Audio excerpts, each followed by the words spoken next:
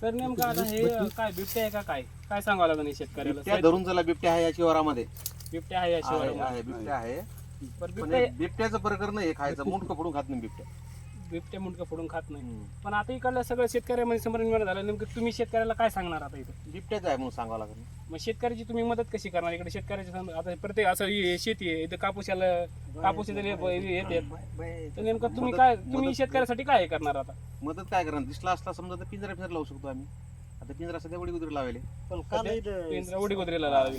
काल इथं काहीच नव्हतं तिथं. कापूस इथं काल इथं कापूस आता हे एवढे सगळे शेतकरी आजूबाजूचे यांच्या संपर्क निर्माण झालेले आहे, त्यांच्या बाया माणसं वगैरे बाया माणसं जरी असले ना तर मोबाईल गाणे गिणे लावा म्हणा, एकटा माणूस नाही एकटा राहत. फिरू नका, फक्त रात्री बेरात्री एकटा फिरू नका. गाणे लावायचे, एका दोन जोडीदार आणायचे. कापूस वेचायला जरी आले ना तर कापूसला दोन समजा चार बाया, माणूस नाही, राहा. दोन चार कसं जणी कसं आहे जरी माहिती असले ना तर साहेब बोलणं राहतं ऐकून. हे राहतं. आता फलटण मध्ये हो ना. माझ्यासारखाच एक बाप आणि त्याचा 13 वर्षाचा मुलगा, हो, आज ही तुमची सगळ्यांची घटना माहिती माहिती आहे सगळं. बापा देखत मुलगा खाल्ला, 13 वर्षाचा मुलगा त्याला, आणि त्यांनी वन विभागाला अत्यंत त्यांची लेटर वगैरे काय काय सगळं गेलं तिथं, पण विभागाने त्यांची काही ऐकलंच नाही.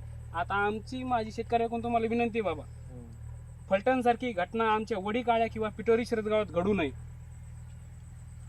फलटण सारखी घटना घडूच बरोबर आहे, नाही. तुम्ही तर जे त्याच्यासाठी तुम्ही काय करा, सगळ्या शेतकऱ्याला सांगा, हो ना.